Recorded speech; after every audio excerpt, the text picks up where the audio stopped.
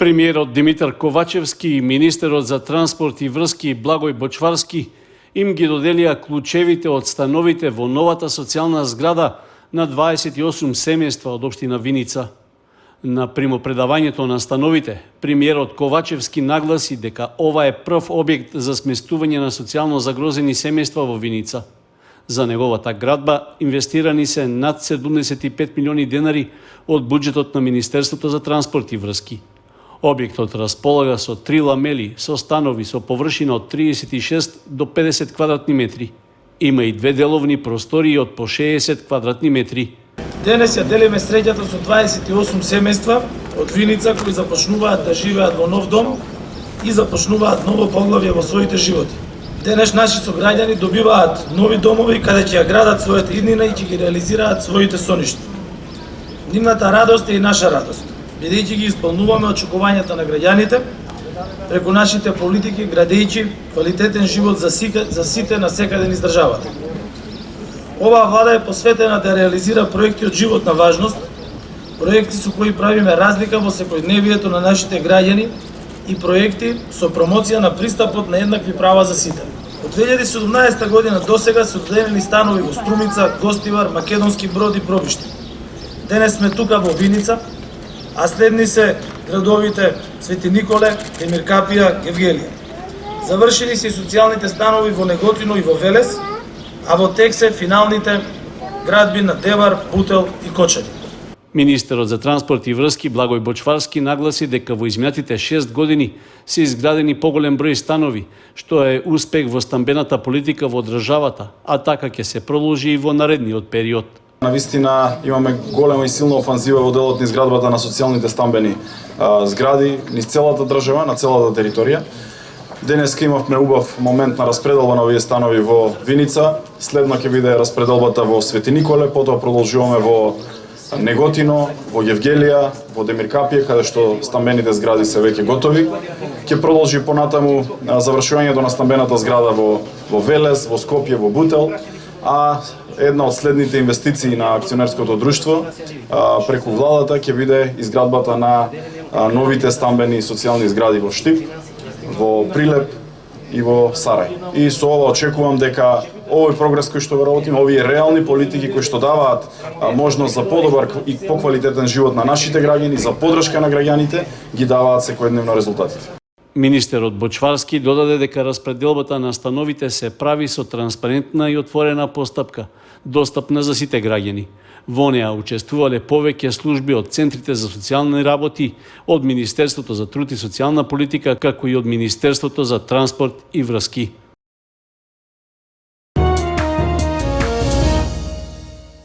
Заради обезбедување нормално водоснабдување во текот на наредниот едногодишен период, комуналното предпријатие Водовод презема активности за редовен сервис и одржување на пумпите од водоводната мрежа.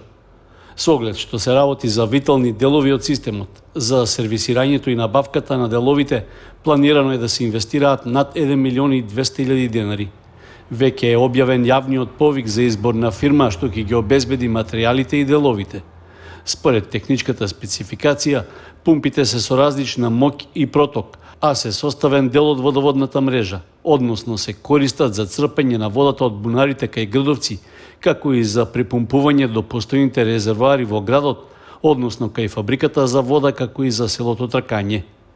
Освен опремата, фирмата што ќе се јави како понудувач, треба да обезбеди монтажа и придружни материјали за неа, како и тестирање на пумпите пред почетокот на користењето.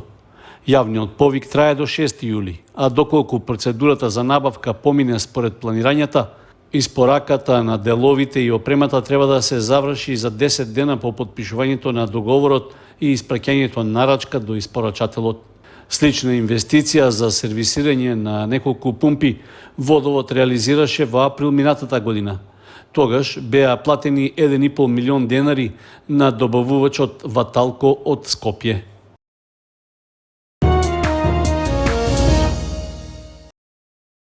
На 20 јуни во Кочани бил уапсен БА 22 годишник во чиј дом била пронајдена дрога.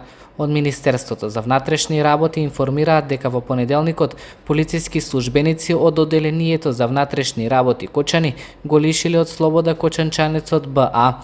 При претресот во неговиот дом по судска наредба биле пронајдени одземени марихуана, прашкаста материја, семки од растението канабис и дробилка, истакнаа од полицијата. Тој бил задржан во полицијата и по целосно документирање на случајот против него ќе биде поднесена соодветна пријава. Во атарот на село Полаќе кај местото викано Бочвенец била затекната кражба на дрва од туѓе шума и при тоа биле пронајдени огревни дабови дрва. На местото на настанот биле пронајдени и одземени 2 патнички моторни возила и една моторна пила која била предадена на шумската полиција за понатамошна постапка, стоеше во соопштението од МВР.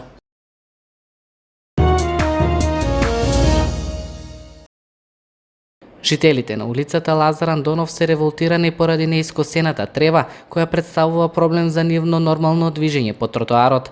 Таа е опасност и за најмладите, бидејќи секојдневно играат во околината. Честите врнежи на дожд што ги имавме изминатиот период придонесоа тревата да порасне, а со зголемување на температурите можна е и појава на змии и други животни. Граѓаните кои не сакаат да зборуваат пред камера истакнаа дека еднаш од комуналното јавно претпријатие Водовод излегле да ја искосат тревата, но поради паркираните автомобили не можеле да ја извршат својата должност. Од тогаш повеќе не се вратиле на улицата Лазар Андонов.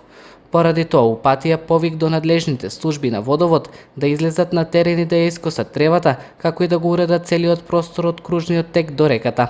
Проблем со кој жителите на оваа улица се соочуваат секојдневно е непрописното паркирање на тротоарите.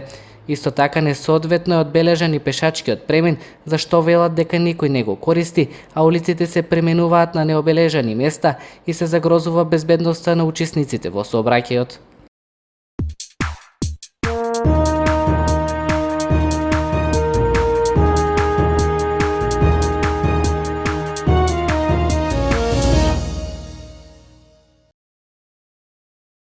Општина Кочани како организатор на Петровденскиот турнир во мал фудбал го продолжува рокот за пријавување на фудбалските екипи до 26 јуни понеделник.